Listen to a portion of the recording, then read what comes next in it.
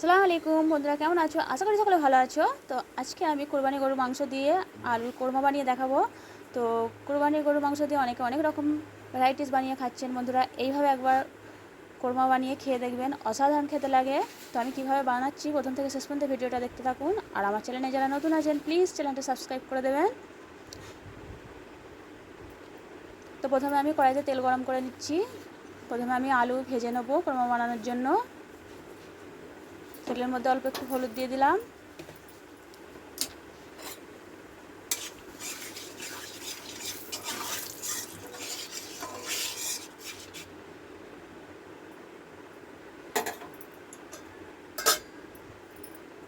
এবার কেটে ধুয়ে রাখা আলুগুলো দিয়ে দেবো তেলের মধ্যে।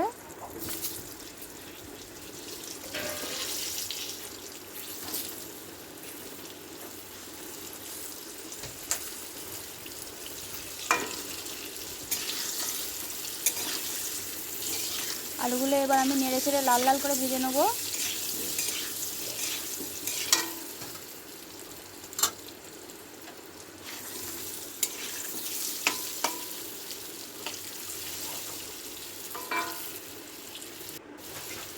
অল্প একটু লবণ দিয়ে দিলাম।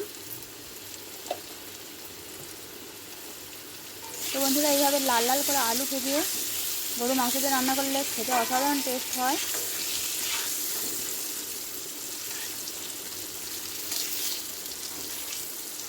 তো আলুগুলো আমি লাল লাল করে ভেজে নিচ্ছি।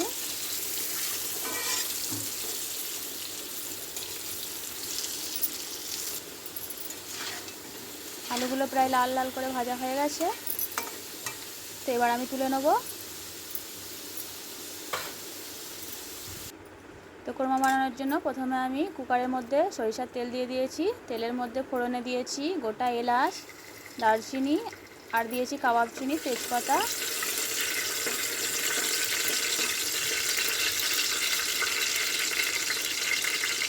এবার দিয়ে দেবো কেটে ধুয়ে রাখা পেঁয়াজ কুচিগুলো।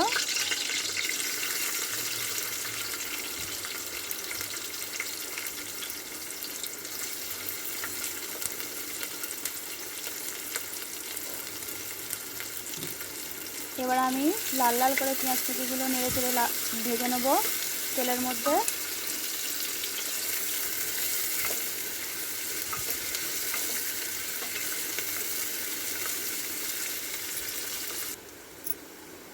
তো পেঁয়াজগুলো লাল লাল করে ভাজা হয়ে গেছে। এবার আমি মাংসটা ভালো করে ধুয়ে পরিষ্কার করে নিয়েছি।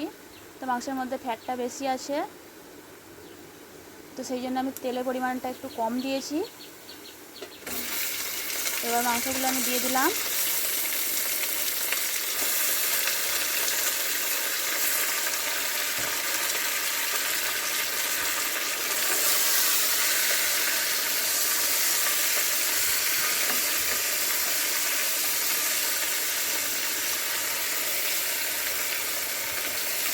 তো তেলের মধ্যে আমি প্রথমে নেড়ে চেড়ে যে মাংসের মধ্যে পানিটা থাকে ওটা পুরো শুকিয়ে নেব।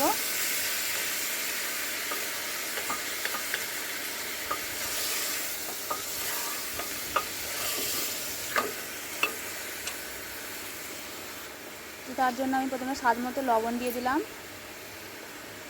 লবণটা দেওয়ার পর মাংসের মধ্যে যে পানিটা থাকবে পুরোটাই বেরিয়ে যাবে। আর যে মাংসের কাঁচা আঁচটা গন্ধটা থাকে ওটা পুরো চলে যাবে, একটুও গন্ধ থাকবে না।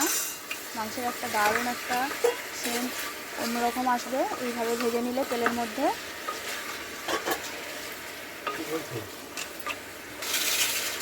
তো দেখুন বন্ধুরা, মাংস থেকে পুরো তেল ছেড়ে গেছে আর মাংসটা তেলের মধ্যে দারুণভাবে কষানো হয়ে গেছে।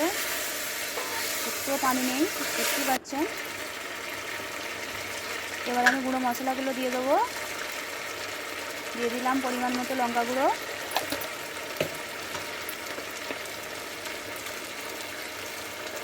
হলুদ গুঁড়ো দিয়ে দিলাম,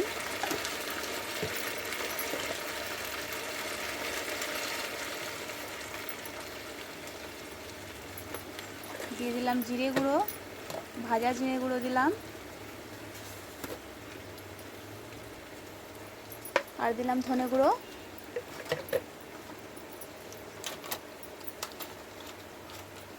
এবার অল্প একটু কালার হওয়ার জন্য কাশ্মীরি লঙ্কা গুঁড়ো দিয়ে দিলাম। এটা কালারের জন্য আমি দিলাম, এটা আপনারা চাইলে দিতেও পারেন, নাও পারেন।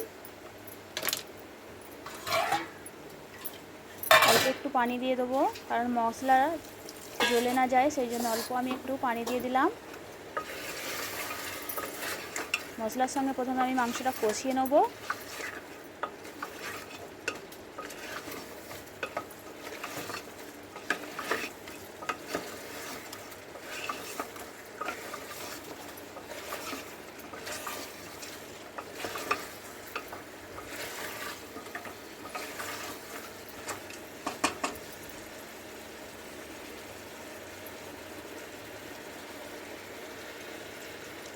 তো বন্ধুরা, আমি এর মধ্যে আদা ও রসুন বাটা দিয়ে দিয়েছিলাম, তো সেটা দেখানো হয়নি, অফ ক্যামেরায় হয়ে গেছিলো। তো আপনারা আদা ও রসুন বাটাটা পরিমাণ মতো দিয়ে দেবেন এই মশলার সঙ্গে। তো আমি এবার পরিমাণ মতো পানি দিয়ে প্রথমে মাংসটা সেদ্ধ করে নেব।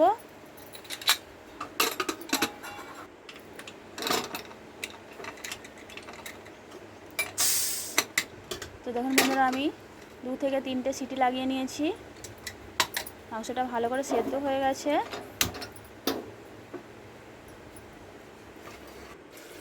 এবার আমি ভালো করে কষিয়ে নিলাম।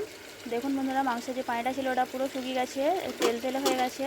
এবার আমি ভালো করে কষিয়ে নেব আরও।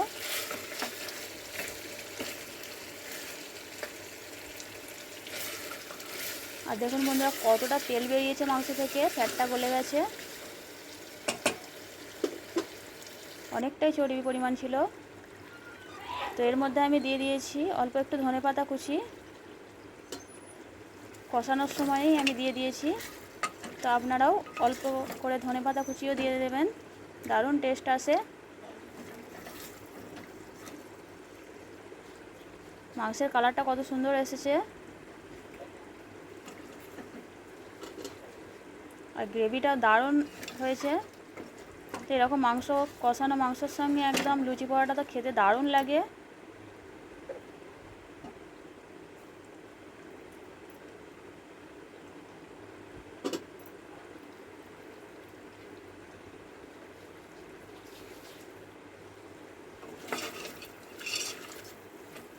মাংসটা এইভাবে ভালো করে আপনারা কষিয়ে নেবেন।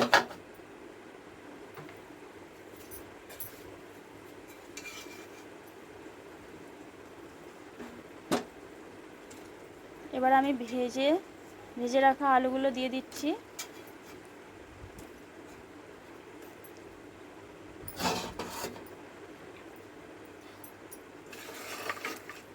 আলুগুলো দিয়ে আবারও আমি কষিয়ে নিচ্ছি মশলার সঙ্গে।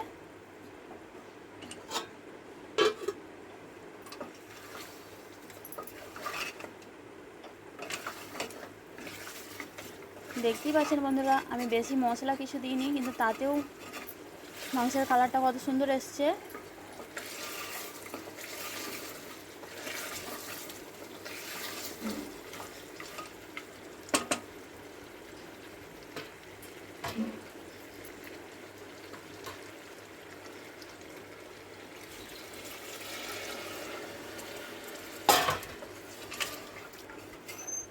এবার আমি পরিমাণ মতো পানি দিয়ে দিলাম।